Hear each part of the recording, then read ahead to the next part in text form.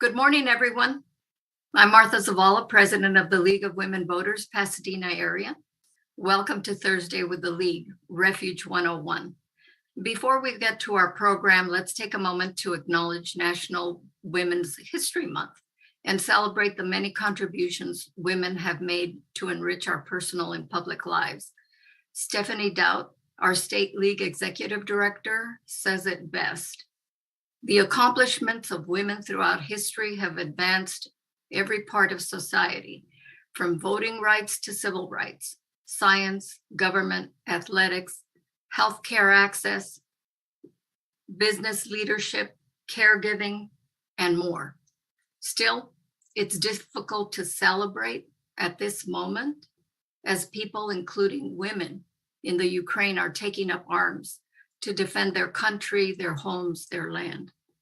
We hope that the ferocious assault on Ukraine ends soon. Thousands have already lost their lives in this attack on democracy. Let's honor their sacrifices here at home. It's doubly important that we shore up our own democracy by continuing to push for federal legislation to secure voting rights for all Americans.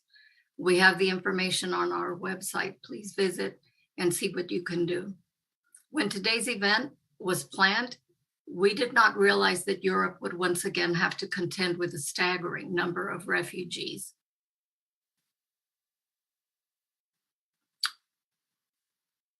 We are very eager to present this timely, relevant, and important program on current developments in refugee and immigrant rights. It's one of the goals our president identified, again, in the State of the Union earlier this week.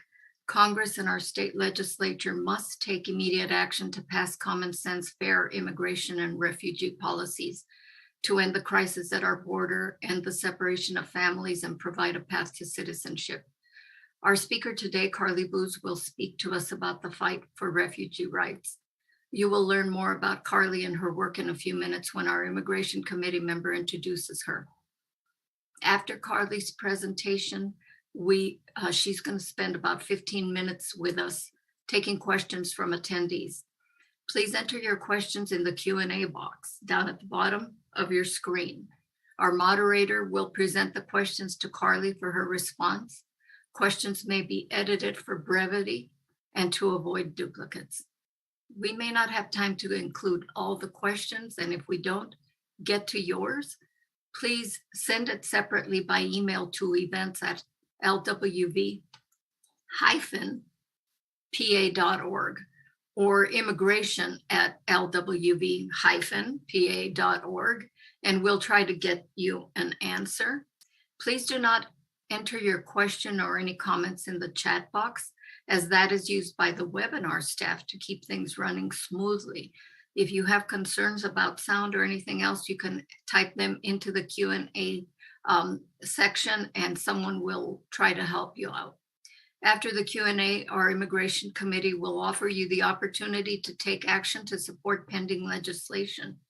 Then I will announce some upcoming events of interest and close the meeting. We're grateful to have Pasadena Media. They are recording this event and we will post it to our YouTube channel in a few days for viewing. And now let me turn the meeting over to Mary Ann Lutz of the Immigration Committee. She'll say a few words about the committee and then introduce our speaker, Carly Boze. Thank you. Hi, and thank you so much, Martha. This is a very exciting morning for us, and we're very happy to welcome our speaker this morning. Her name is Carly Boze. She is the Communication Relations Manager at the International Rescue Committee in Los Angeles, where she's worked for the past 3 years. Before that, she was the project coordinator for 4 years at the Program for Torture Victims, which is an organization which serves survivors of torture seeking asylum. Carly graduated from the University of Colorado Boulder with a BA in International Affairs and also studied at the American University in Cairo at the Arabic Language Institute. She's passionate about human rights, migration issues, and refugee settlement and resettlement. And she loves to foster kittens on the side. With that, I'd like to welcome Carly Boze. Hi, Marianne and Martha. Thank you so much for that wonderful introduction. And I'm so excited to be with you all here today. Obviously, this cannot come at a greater time or a more timely time in history. So I'm very excited to speak with you all today and share with you a little bit about refugee resettlement and what that process looks like here in the US. And then how you can get involved and how you can support that process and welcome refugees into your own community. And then I'll also share with you today some calls to action that we have at the IRC as well for the Ukraine crisis, as well as Afghanistan. So with that being said, I do have a little presentation here today, and there will be time for Q&A at the end. So you can go ahead and, I think as mentioned, ask questions in the Q&A box, and we will get to them at the end. But again, thank you so much for having me. I'm very excited to be here, especially since it's Women's History Month, and share with you all the important work that we're doing at the IRC. So with that being said, sharing my screen. And so as I mentioned, my name is Carly. I'm the Community Relations Manager at the International Rescue Committee in Los Angeles. And today I'm going to go over a little bit about the IRC and the work we do, as well as refugee resettlement and what that work looks like, and then how to get involved. So the mission of the IRC is to help people whose lives and livelihoods have been shattered or uprooted by conflict and disaster to survive, recover, and regain control of their future. So the IRC was actually founded in 1942 by Albert Einstein, and some of you may have a good idea about why Albert Einstein would found the International Rescue Committee, and that is because he was a Jewish refugee himself fleeing Nazi Germany. And him and other prominent individuals in the US, including Eleanor Roosevelt, created what was then the International Rescue Committee to help other persecuted individuals flee Nazi Germany and then later Nazi occupied France as well. So they helped issue fake passports and fake visas to help people get out of the country. And it was kind of like an underground railroad to get to the US. So since then, the IRC has been providing emergency relief and protection for refugees and helping to rebuild the lives of individuals who have been affected by crises or natural disaster or climate change. So we were the first humanitarian aid organization on the ground in post-war Europe, but now we are active in over 40 countries around the world and over 25 US cities, providing refugee resettlement services as well as other immigration-related services. So our work internationally is a little bit different than in the US. So internationally, we provide emergency relief and response, as well as refugee assistance and protection. So we have programs for women and girls protection and empowerment. We have sanitation and hygiene. We also have direct cash assistance, economic empowerment or livelihood assistance, so assistance with employment in their communities. And a number of other programs that are really focused on that emergency relief and refugee protection. We respond to conflicts and also natural disasters, and we will be in those countries for as long as we are needed. And we really try to work with local organizations and civil society groups and actors so that we really work with the local community to meet their needs. And we are not just coming in as an outsider. We really try to work to fill the gaps and meet the needs of the local community by working with the community to do so. And then in the US, we are in over 25 US cities where we provide mainly refugee resettlement services. So that's kind of like our bread and butter is our refugee resettlement, but we have a number of other programs that are for other refugee, asylum seeking, or immigrant populations. It really depends on what the need of the community is. So for example, in Southern California, Arizona, and Florida, we have a program for unaccompanied children. In Colorado, we have a program for survivors of torture. Arizona and other cities, we have programs for survivors of human trafficking. So each office is a little different, but they're really kind of geared to meet the needs of that local community. We also have immigration services, so assisting individuals with applying for their green cards, our citizenship applications, and then we also have educational programs such as ESL, financial coaching and literacy, as well as citizenship classes. But our main core services are those refugee resettlement, and we do provide those services in every office that we're in the US. So this may be redundant information for those of you who are familiar with refugees, but just to kind of help provide a foundation for some of these concepts about who we serve. So a refugee is someone who has been forced to flee their home country and cannot return because of a well-founded fear of persecution based on these 5 grounds of race, religion, nationality, political activity, membership in a certain social group, which can include LGBTQ, or also under the Obama administration, this also came to include asylum seekers who were fleeing domestic violence. And because women were seen as a certain social group that were not provided protection in their home countries. So an asylum seeker, the main difference between an asylum seeker and a refugee is largely technical.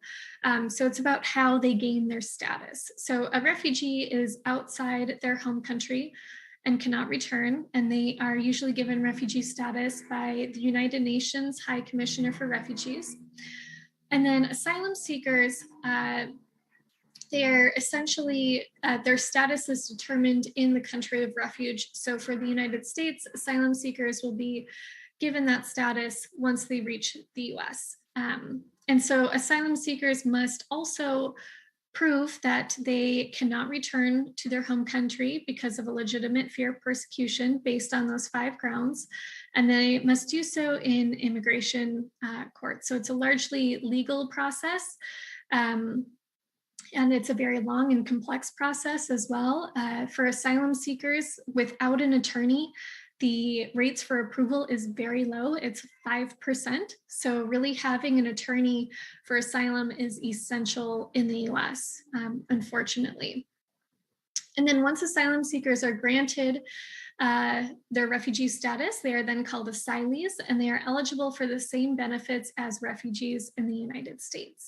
So they have the same pathways to citizenship. They are eligible for the same public benefits as well. But often this process can take many years. Sometimes I've worked with asylum seekers who have been waiting up to 10 years, unfortunately. And then we have special immigrant visa holders. So these are SIVs. And so you may have heard a lot about SIVs in the past several months because of the evacuation from Afghanistan. So SIV holders are individuals who have worked with or on behalf of the US government in Iraq or Afghanistan. And they have basically they've been given special designated status or a special visa to come to the US. And once they are in the US, they do have the same benefits available as refugees, but they do not necessarily come through the same pathway as refugees who are coming through the refugee admissions program. So crisis watch and why are people fleeing? Now, obviously, this is always evolving as we have the current crisis in Ukraine showing, which I will get to in a little bit here. But for the past few years, here are the main crises we've been observing and the main populations we've been working with. So if you remember a few years ago, there was the ethnic cleansing in Myanmar of Rohingya. This is a minority Muslim population in Myanmar, and a record number of 1.7 million people were forced to flee. And their top countries of refuge were, or are, Bangladesh, India, Thailand, Saudi Arabia, Malaysia, and Indonesia, but a large majority are in Bangladesh. And the IRC is currently working in Bangladesh to help provide services to Rohingya refugees. But a small number have also been resettled here to the US. And now we also, of course, have Syria, where there has been an ongoing conflict since for over a decade now. Nearly 14 million people have been displaced by the conflict. And top countries of refuge have been Turkey, Lebanon, Jordan, and Egypt, although Germany has taken in a significant number of Syrian refugees as well. And then, of course, Afghanistan. And this slide doesn't reflect, or this information here doesn't reflect the evacuation from Afghanistan and the fall of Kabul to the Taliban. But at the time this was created, there were nearly 9 million people displaced by the conflict, and top countries of refuge are Iran and Pakistan, which is still true to this day, although the United States did take in at least 90,000 Afghan refugees who were evacuated this August and September. And then the other country I want to mention is Democratic Republic of Congo. There has been an ongoing crisis there since the 90s, with nearly 5 million people displaced, and a majority of refugees are in Uganda, Rwanda, Tanzania, and Burundi. And IRC is also in Uganda assisting Congolese refugees. And a number have been resettled to the US here as well. So of course, then we have the urgent crisis in Ukraine right now. So just kind of a brief update in the latest numbers we have. We now know that 1 million refugees have fled Ukraine since the start of the conflict. And that does not include internally displaced Ukrainians. I believe this is 1 million refugees who have crossed the border and who have fled the country. We know that civilians and their homes are being targeted, and this is, of course, in breach of international humanitarian law. In addition to that, we're also very concerned about reports of discriminatory treatment of people fleeing Ukraine who have been told they either cannot get on the bus or cannot cross the border or must get to the end of the line. All people fleeing Ukraine must be able to leave safely, regardless of nationality, ethnicity, or religion. So just a little bit about how the IRC is responding. We are mobilizing on the ground in Poland and also working with groups in Ukraine to help provide immediate emergency relief and humanitarian support to refugees and those who have been displaced by the conflict. We know that many will be without food and other basic necessities in the coming days. We are rapidly mobilizing to provide this support. So with that being said, I want to quickly go into here kind of what the process looks like then for refugees once they've been given refugee status and how they get to the US or their third country of resettlement. So once a refugee has been registered by the UNHCR, they have 3 options. Or I guess the United Nations High Commissioner for Refugees has 3 options that they consider to be durable solutions for refugees. So the first is voluntary repatriation. And this means that refugees return to their home country once it is safe to do so. When this was created, conflicts on average were lasting 3 to 5 years. But as we've seen, and as you saw from the previous slide, conflicts are now lasting around 20 years, or if not more. And so refugees on average are spending 17 years in a refugee camp and that's an entire childhood for some. And refugee camps are not designed to be long-term. And so more and more voluntary repatriation is not a viable solution.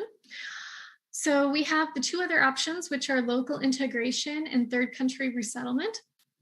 So local integration means that local communities are able to integrate refugees into their economies and provide pathways to permanent status. So as you also saw from the previous slides, which is really important to note, that a majority of refugees are hosted in neighboring countries. So majority of Rohingya refugees are hosted in Bangladesh. Majority of Syrian refugees have been hosted in Lebanon, Turkey, Jordan. And then majority of refugees from Afghanistan are in Iran and Pakistan. And a majority of refugees from the DRC are in Uganda. And a majority of refugees from Ukraine will be hosted in neighboring European countries such as Poland and Hungary. But many of these countries, especially, for example, say from the Syrian crisis, Lebanon, which is, a much smaller country economically and geographically, do not have the capacity to support such large numbers of refugees as compared to a country such as the US, which is why we have third country resettlement. So this is a program which 30 plus countries participate in. The US has been a leader in the refugee resettlement program for decades. But there are a number of other countries in Europe as well as South America and Australia and New Zealand who participate as well. So this is the third option, and it is really only considered for the most vulnerable populations because it is only less than 1% of refugees each year who are given the opportunity for third country resettlement. So this is a tiny number. So of the over 30 million refugees worldwide, less than 1% are given the option for third country resettlement each year. So as I mentioned, the US has historically been a leader in refugee resettlement. On average, since the program was codified in 1980, the US has historically resettled around 100,000 refugees per year. This has enjoyed bipartisan support from Democrats, Republicans, and it has really been something that has been a legacy of the United States. Of course, this changed drastically under the previous presidential administration. So we saw refugee admissions being slashed to historic lows under the Trump administration. The outgoing Obama administration had set the refugee admission levels to 110,000, and they were eventually reduced down to 13,000, I believe. And then we thankfully now have seen a restoration of refugee admissions coming back to previous levels. The Biden administration has committed to welcoming 125,000 refugees this year, and we are well on our way to meet that. So that is great news for refugees and those who have been waiting years to be reunited with loved ones or come to the United States. And now I will also mention that in addition to refugee admission levels being greatly reduced, we also saw a significant change in where refugees were coming from for the past 5 years. So due to the travel ban, we saw a significant reduction in Muslim refugees being allowed into the country, even though there was a great need for resettlement and for protection for these populations. So Myanmar and Rohingya refugees, Somalian refugees, Syrian refugees, those from Iraq, or the DRC who are, but refugees from Muslim majority countries were not allowed into the country due to the travel ban. So we saw a shift in demographics of where refugees were coming from. Historically, they should be admitted based on need and not specific regions or religions. So once a refugee is selected for third country resettlement, there is a process then for how they get to the United States. So once the UNHCR designates a refugee or family for third country resettlement, they then are referred to the US, where they have to go through a number of different background checks. There are 8 different federal government agencies, 6 different security databases, 5 separate background checks, 3 different in-person interviews, more security checks, and this all on average takes at least 2 years before approval. So refugees are actually the most vetted individuals to enter the United States. And then once they have been approved, they are referred to one of 9 national resettlement agencies, of which the IRC is one. But there are other organizations which also do resettlement, including Catholic Charities, Lutheran Immigration and Refugee Services, HIAS, World Relief. These are just a number of different agencies that also do resettlement work. The IRC is so in addition to, the numbers being reduced, and just kind of also explain how the landscape has changed, at least in Southern California. So all 9 resettlement agencies used to be present in Southern California, but due to the previous administration and the reduction in arrivals coming to the US and therefore funding, there are only 3 resettlement agencies left in Los Angeles. Up until a few weeks ago, we are, or not a few weeks ago, a few months ago, we have had the great news that 2 more resettlement agencies have opened their doors here in Southern California. So we're very excited to see this program growing once again. So I won't go too much more into this, but again, this is how refugees arrive to the United States. Again, it's a very lengthy process. But once they arrive, then the resettlement agencies take over with services. And just a little bit here about refugees in California. When our office opened, we were primarily assisting refugees from Vietnam, and then later refugees from the former Soviet Union and the former Yugoslavia, and then primarily refugees from Iran, and then later Afghanistan, which is where a majority of our refugees are from today, but also a significant number are from Central America, including those in our unaccompanied minors program, as well as other countries such as Ukraine and Syria and Iraq as well. So the IRC provides a number of different services for refugees once they arrive. So that is everything from pre-arrival logistics, airport pickup. We work to secure long-term housing, enroll children in school, enroll families in public benefits and Social Security.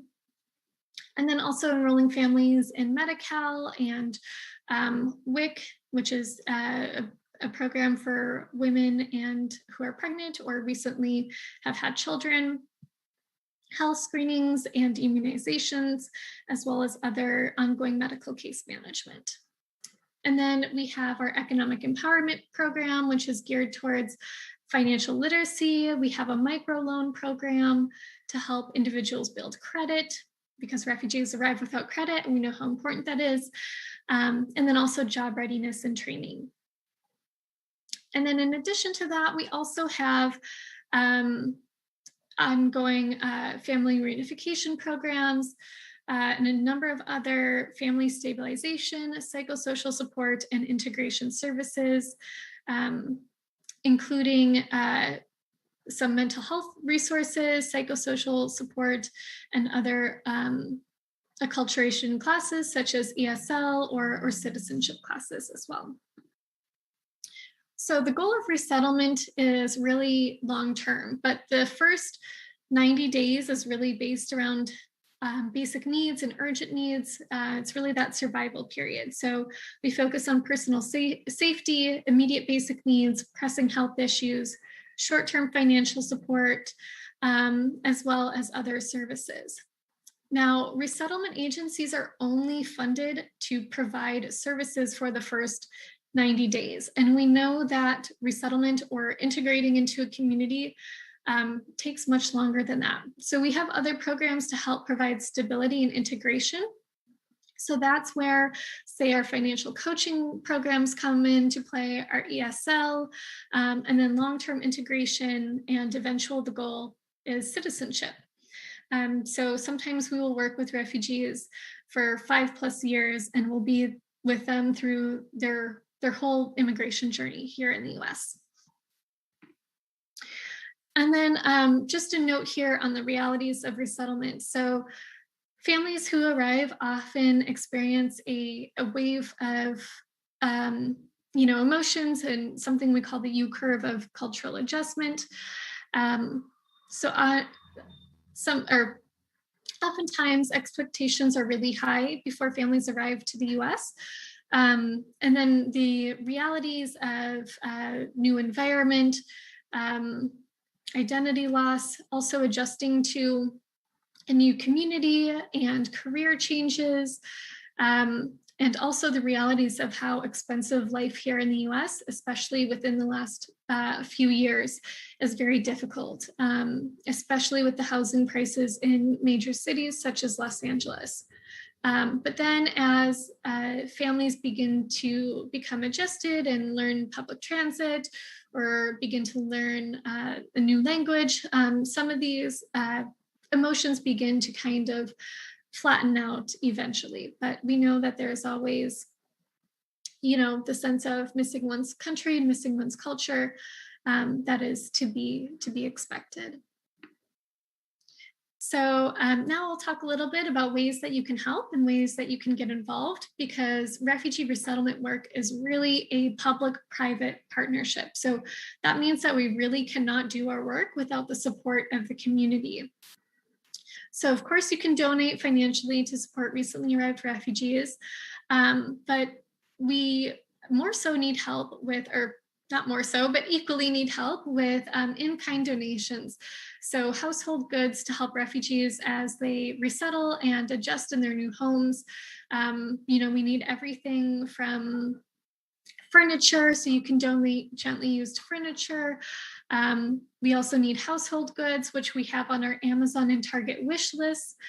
We do have a number of items which we require to be purchased new, such as bedding, mattresses, and some household items.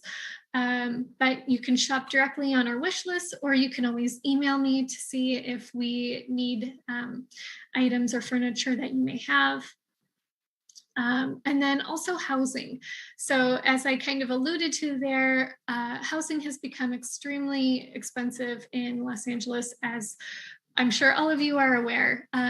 So finding and securing affordable long-term housing has become one of our greatest challenges to refugee resettlement. We're able to provide initial financial assistance, but that long-term of being able to afford housing here is really become an issue. And so if you were really looking to the community to help provide housing leads, or if you know any property or rental managers who would be willing to rent to a refugee, this is something that's extremely helpful. Refugees, of course, arrive without credit, without rental history, without employment. And so landlords and property managers have become increasingly also particular with who they rent to due to COVID. And so really landlords who are willing to kind of negotiate and rent to refugees, despite not having a cosigner possibly or credit, is something that would be extremely helpful to helping secure long-term housing for them. And then we also have volunteer and internship opportunities, which you can view on our website. But a majority of our volunteer opportunities are really around helping to provide these in-kind donations or helping to deliver furniture or donations. And then also we do have some volunteer positions with ESL and financial coaching as well. And then lastly here, I have our call to action from the IRC. So the IRC is calling on the Biden administration to act now to provide temporary protected status for Ukrainians who are fleeing the conflict. So this has been done before previously under other administrations, say for El Salvador, refugees who are refugees who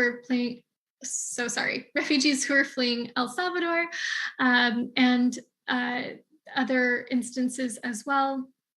So this is something the Biden administration could do now to help ensure safety for Ukrainians who are fleeing and could come to the US.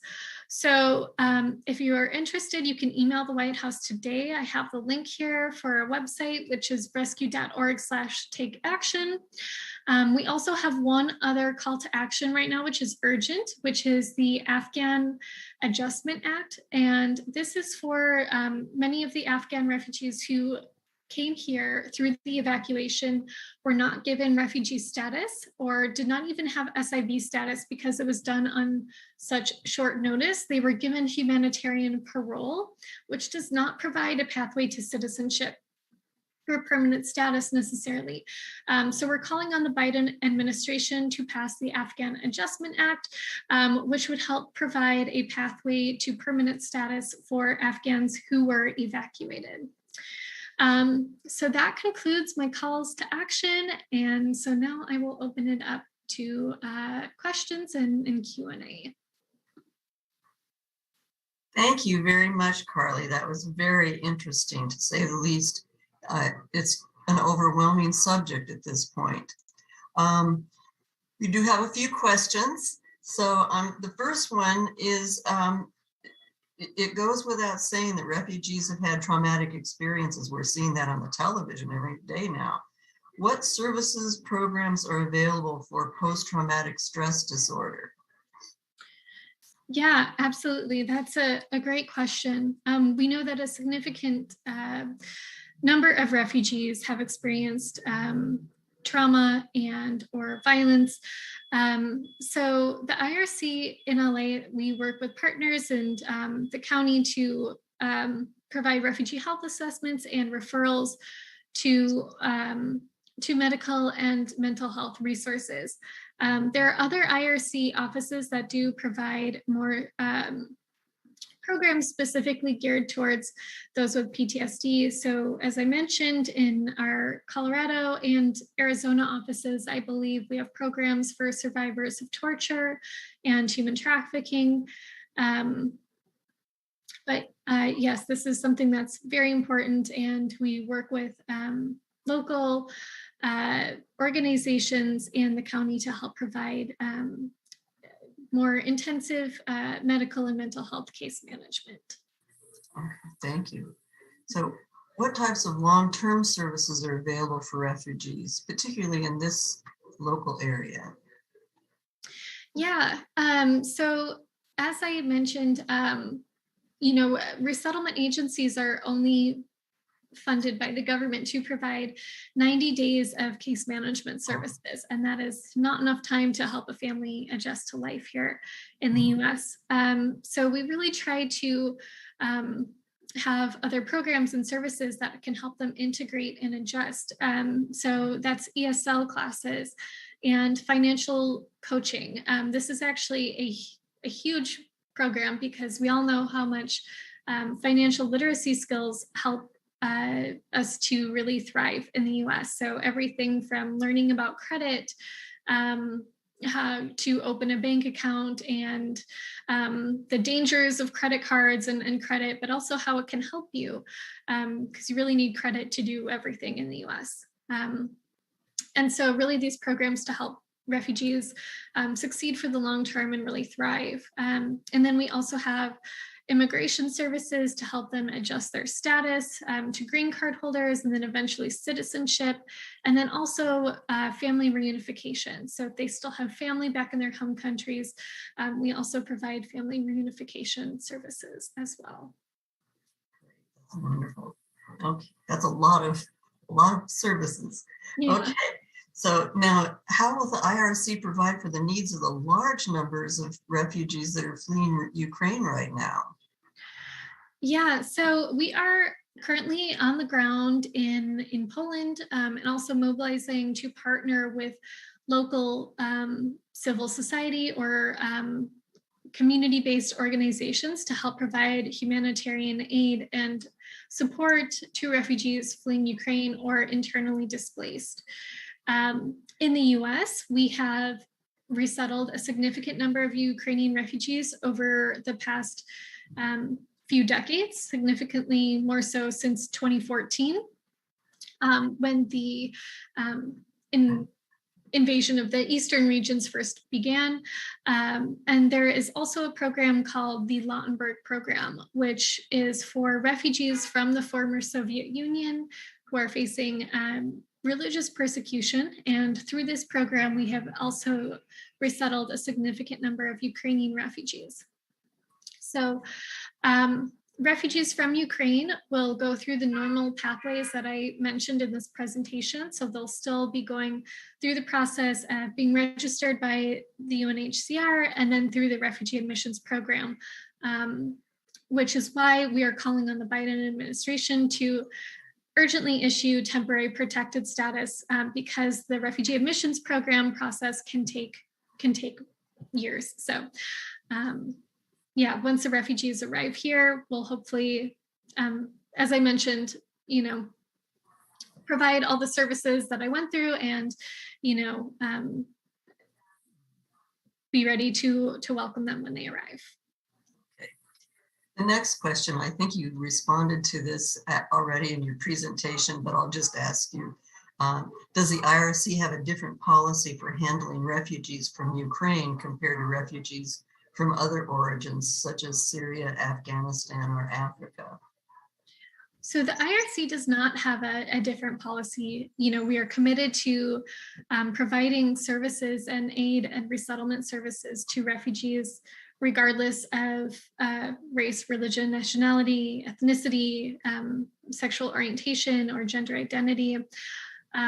It's unfortunate that we have seen, a lot of coverage in the media that has kind of normalized conflict or refugees from the Middle East or Africa.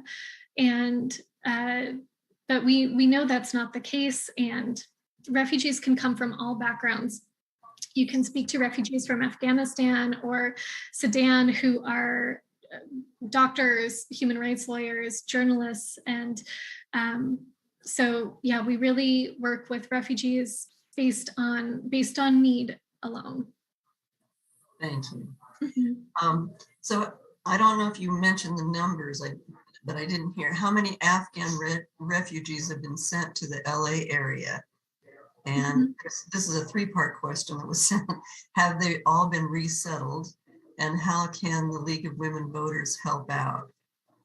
We're also wondering about an influx of Ukrainians. That's a big question.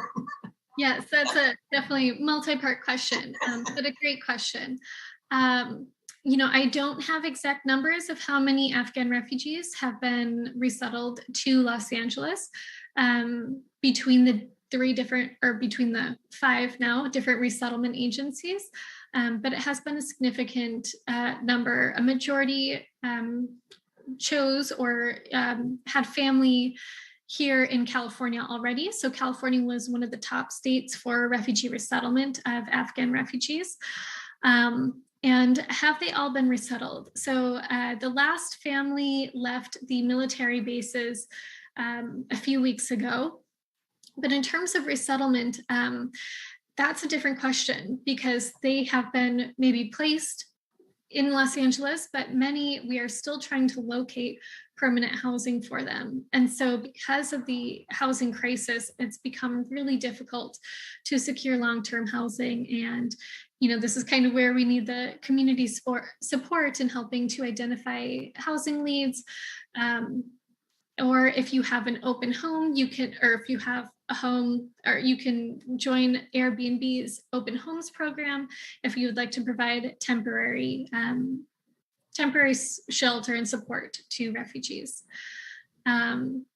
And then also with the Ukrainian refugees, as I mentioned, we don't have a timeline at this time because right now there's no such similar program that we had for Afghanistan, which is, Operations Allies Welcome, which provided that immediate evacuation and resettlement to 90,000 refugees. There is not a similar program in place for Ukrainians, and so they will have to go through the U.S. Refugee Admissions Program pathway at this time. Does the IRC provide legal services like attorneys for the refugees? Yeah, great question. So our immigration team they're all Department of Justice accredited, and they provide immigration services such as namely citizenship, but also the green card applications and adjustment of status, and also sometimes UNT visas and other immigration services as well. But we do not provide asylum representation. So that is something that we partner with local legal aid organizations to provide. Okay. And let me see. Our next question was, has there been progress on the backlog of people trying to get the SIV visas from Afghanistan and Iraq? Yeah, so the SIV program was extremely gutted under the previous administration. And so the process to apply for SIV status basically slowed down to a trickle. And there were individuals waiting over 5 years to receive SIV status. And so when the time of the evacuation happened, of course, there was not enough time to grant everyone SIV status. And so that is why we had the Operation Allies Welcome and the humanitarian parole. So right now, that is why we are advocating for the Afghan Adjustment Act, because they weren't able to receive that SIV status. We are advocating now that they receive status that would help them gain permanent status and a more permanent pathway to citizenship here in the U.S. Because I'm not sure about what the current status of the SIV program is, but for those who are evacuated, we are advocating that since they didn't receive the SIV status, or some of them didn't, that they receive more permanent status here in the U.S. Okay, and so that's one of the action items that you shared with us, was to contact the Biden administration and ask for the approval of the Afghan Adjustment Act, correct? Yes, okay. That is correct. Yes. Thank you. Right, I know. That's lots of. Right. And you talked about some of the resettlement agencies. Do you have enough of a list that you could put it in the Q&A, a list of the resettlement agencies? Yeah, I will send a link to the Office of Refugee Resettlement directory. So there's 9 agencies, but depending on the area, sometimes these agencies will subcontract or partner with other local organizations. So it's actually a list of more than 9 different agencies in terms of names. So I can't list them all, but I can send you the link to the directory. Okay. And would you put the donation link in the Q&A for us so that we can donate to IRC if we... Yes, I would be more than happy to as well. Okay. And let's see. Does the federal government provide any long-term services for refugees? Or do they just fund other programs? Yeah, that's a great question. I think the federal government, in terms of providing services, namely provides the services through the resettlement agencies or other community-based programs. But yeah, the services for refugees are mainly through the resettlement agencies and other community-based programs. Okay. Well, I want to thank you so much for indulging us with our questions and giving us some feel for refugees and what is happening on the front lines. So thank you very much for doing that. And I'm going to now turn over this to Marianne Lutz, who's going to talk about advocacy a little bit more. Thank you very much, Carly. Thank you so much for having me and for all your great questions and support. Really appreciate it. Thank you, Karen, and mostly thank you, Carly, for a really spectacular program. I'm going to share my screen and talk to you a little bit about advocacy and what you can do to help the refugees and other entities that need support legislatively. As the member of the legislative committee for the Pasadena League of Women Voters, our main goals are to educate and to evaluate current and proposed legislation. We also advocate for this legislation. We advocate for the immigration judges, the courts, and we advocate for protection of the undocumented migrants and immigrants in our area. Today, we have two bills that we'd like to focus with you that we feel are important and need to be advocated for. Both these bills have been approved by the League of Women Voters, California, and they are both state bills. So the first one is AB 1368. It's sponsored by Assemblymember Calderon. And the bill would establish, this is just a bill that really fits well into what we just heard from Carly. This is a bill that would establish an enhanced service program for the asylees. It would give them it would authorize an agency that would help give them the social services we need. I think one of the things that Carly talked about was just how emotional and how difficult it is to live in a new country. And this is a bill that speaks directly to that, to give them the services. And we know that housing is huge, and this would support that as well. So that's the first bill, AB 1368. The second bill is AB 937. 937 is sponsored by Assemblymember Calderon. Both of these bills, by the way, are two-year bills. So they were written last year and they will continue on through this coming year. This bill should be heard very soon in April or shortly thereafter the spring break. It's going to be heard in the Senate. And this bill would prohibit state and local agencies for arresting, confining, detaining people who have been in prison or in police agencies or police jails. This would prohibit the arrest of federal agencies to those local agencies, and it prohibits the state and the local agencies from communicating those. I think we've all heard about people who are undocumented who have been in prison for minor reasons, come out of their jail or in prison and immediately are detained and then deported. And this would help curb that practice. And now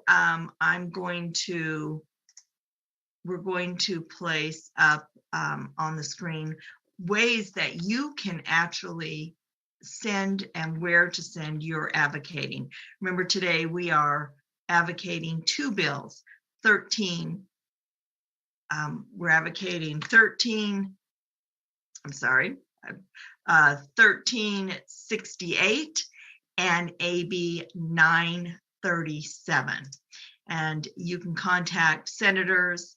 These are state bills, so the federal contacts are not as important for these bills, but this is the information.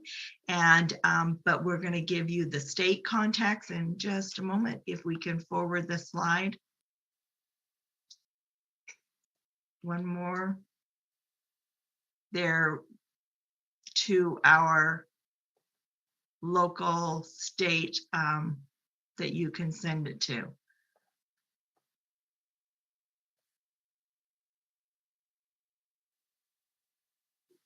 We'll try it one more time.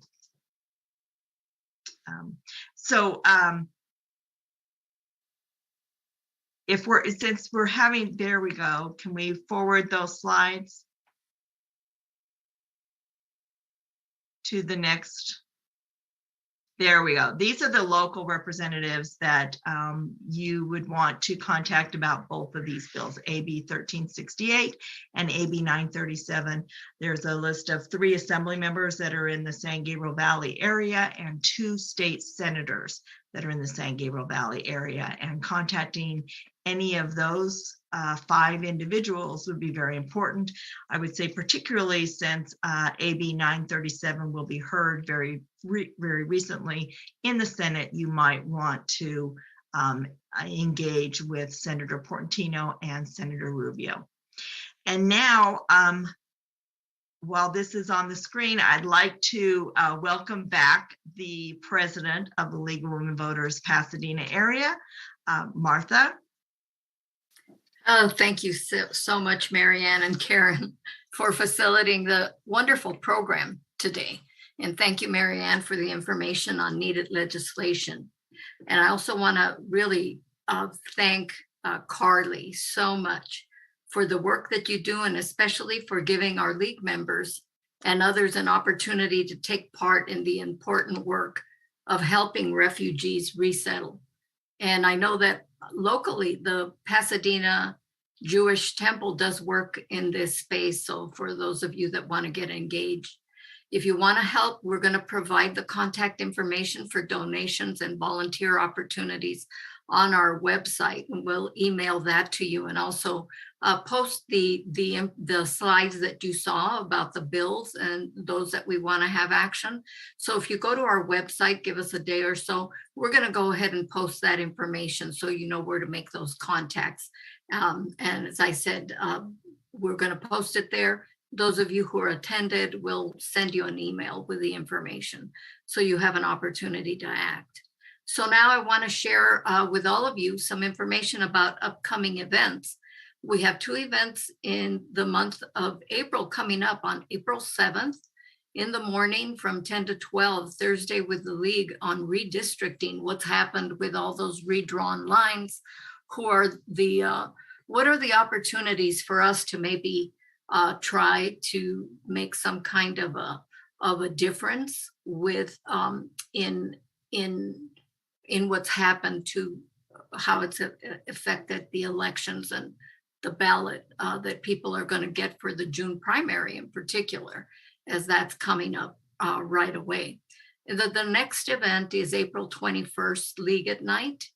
And that's the presentation on what cities are trying to do to eliminate the dependence on fossil fuels to generate power, to keep the lights on for us, because we found out that we have a very short window of opportunity to actually arrest all the damage that's happened to our environment, where it's making it very, very difficult for us to survive.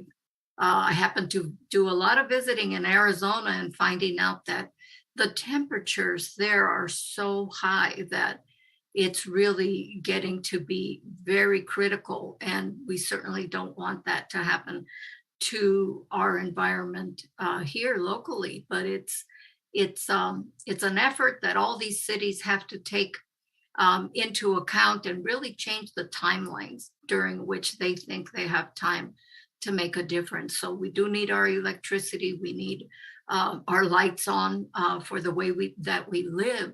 But there's a better way to handle that. And hopefully we will hear from our speakers. We have 3 different speakers who are going to speak to that. So please be sure to follow us, to go to our website so you can see about those coming events. And then let's remember, I want to remind you that today's program was recorded by Pasadena Media. You'll be able to share with friends and family once the video is available on our YouTube channel. And please follow us on Facebook and Twitter. Maybe we're not the hot thing, but you can make us so. So please go ahead and share that way. And I want to thank our Zoom hosts, Catherine Gavsey and Hester Bell. Thank you. Thank you very much for the work that you do to help us put these programs on. And finally, thank you all for joining us. We hope to see you again at our next upcoming public information events. And again, stay informed about the League and come to our website, lwv-pa.org. Have a great Thursday. Thank you.